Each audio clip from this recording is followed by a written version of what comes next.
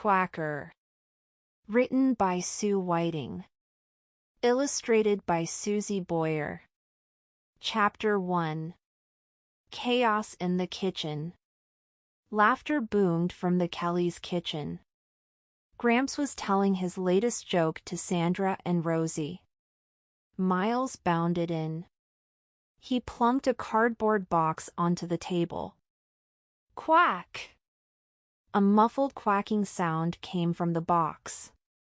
"What's in there, Miles Kelly?" asked Mom suspiciously.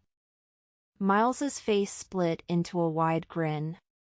He reached inside and pulled out a large white duck. The duck squawked and flapped. "Ducky," squealed Rosie, clapping her hands with delight. "Not another pet," groaned Mom.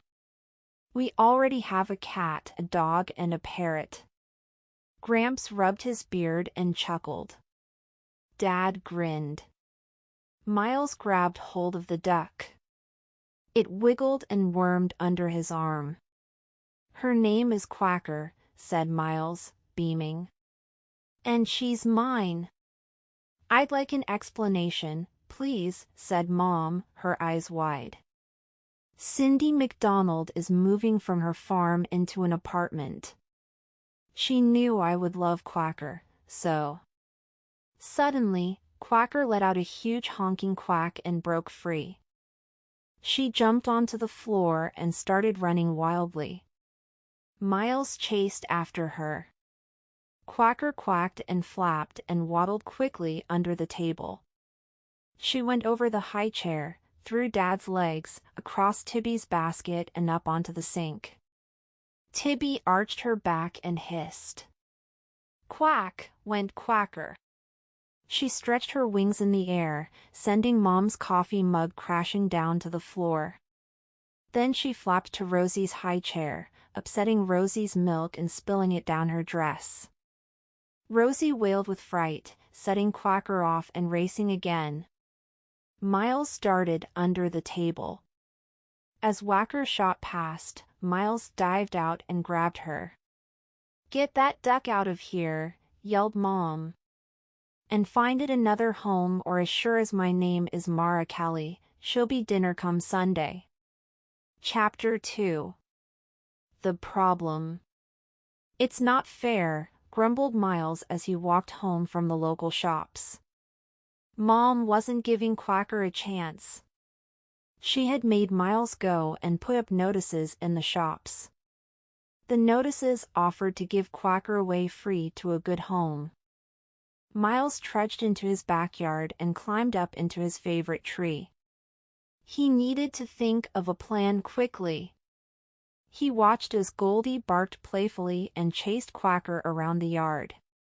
Quacker quacked and flapped, enjoying the game. Perry Parrot jumped around his cage squawking and joining in the fun. Miles sighed. He glanced over the fence. Carmen Harris was watering her garden. Carmen was in Miles's class at school, but Miles hardly ever played with her. She preferred to trim the hedges and plant petunias with her mother. Miles felt sorry for Carmen. She looked so bored pottering around that lonely garden. "Miles," called Dad. "Someone's here about your duck."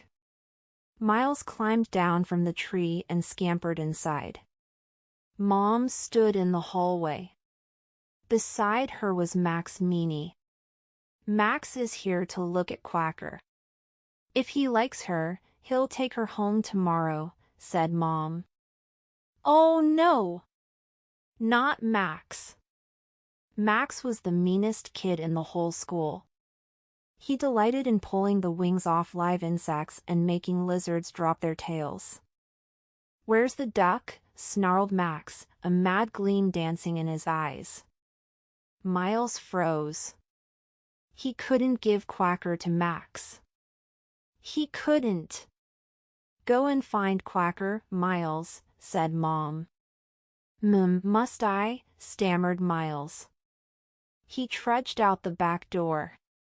What could he do? "I know," thought Miles, I'll tell Max I can't find Quacker and he'll have to come back tomorrow. Then somehow, Miles had to find another safe home for Quacker. Chapter 3. A Lie. Miles carried Quacker in her box, his mind racing with plans. If only he could convince Carmen to take Quacker for a few days. This could be long enough for Carmen to grow to love Quacker and then want to keep her. Then Quacker would be living right next door. He rang Carmen's doorbell. Mrs. Harris opened the door. "Hello, Miles," she said pleasantly. "Hello, Mrs. Harris. Is Carmen home?" "Yes, come on in." Walking into Carmen's house was like walking into the public library. It felt so quiet and calm. Carmen was outside in the back garden trimming the hedge that circled a colorful flower bed. Miles placed the box on the porch and smiled at Carmen. Quacker sat quietly. Miles didn't dare take her out of the box. "Hi," he said. "I have a favor to ask. Cindy McDonald gave me her duck. But Goldie keeps on chasing her and trying to eat her. So I really need to find her another home." "We don't keep any animals," Carmen said quietly, peering into the box. "She is cute, though." "Too cute to be chased by Goldie," said Miles. Carmen looked worried. Miles was desperate, but Quacker's future was at stake. "My cousin might want her," Miles continued. "But he can't come and look at her for a couple of days. I was wondering if you could look after her until then." Carmen and her mother looked at each other, then in the box. "I'd hate to wake up one morning to find the yard covered in blood and feathers," added Miles. "Can we?" pleaded Carmen, looking up at her mother. "I suppose one duck can't cause too much bother," said Mrs. Harris. Miles grinned. His plan was working. Chapter 4. Chaos in the Garden. The next day after soccer, Miles kicked off his soccer boots and rushed outside. He couldn't wait to see Quacker. As he climbed up the tree, Miles heard loud quacking from the other side of the fence. He peered into Carmen's yard. Quacker was racing around the garden, with Carmen hot on her heels. Carmen was waving her arms and shouting, "Shoo! Shoo! You silly duck!" Miles had never heard Carmen shout before. His stomach churned. "What's up?" he called. "What's up?" cried Carmen. Her face was red and blotchy. Her normally tidy hair was wild and frizzy. In one morning, "Miles Kelly, your duck has trampled Mom's prize orchids and pecked out a whole bed of petunias. And just look at the mess she's left all over the back porch." Miles gulped. He lowered himself down from the tree and into Carmen's yard. "She's just exploring. Give her time. She'll settle down." "Settle down? I can't even go inside," cried Carmen.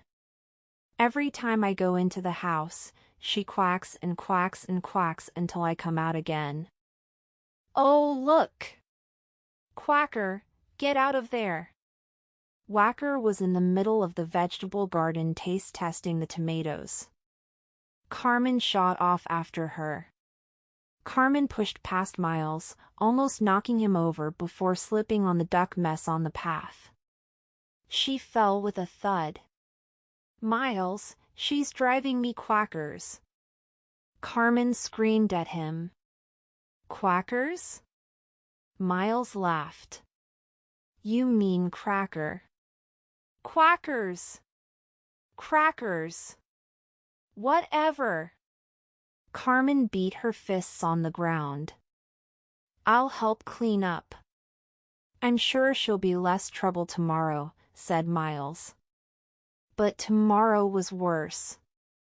Quacker destroyed the herb garden, dug holes in the lawn and broke the porch wire door. Carmen was fuming. Miles fixed the garden up as best he could. But in the pit of his stomach he knew things were not working out as he'd hoped. What was he going to do? Chapter 5. Lost. Music blared from Sandra's CD player. Miles piggybacked a squealing Rosie up the hall, jigging in time to the music. Suddenly, Carmen appeared at the front door, pale-faced. "I can't find Quacker," she said. "What?" cried Miles as Rosie slid off his back. "What have you done with her?" "I haven't done anything," sniffed Carmen. "This morning when I looked, she wasn't in her box." A terrifying thought struck Miles. Yesterday was Sunday. He glared at Carmen. "What did you and your mother have for dinner last night?" Carmen was aghast. "Miles, I wouldn't eat Quacker. Anyway, I'm a vegetarian."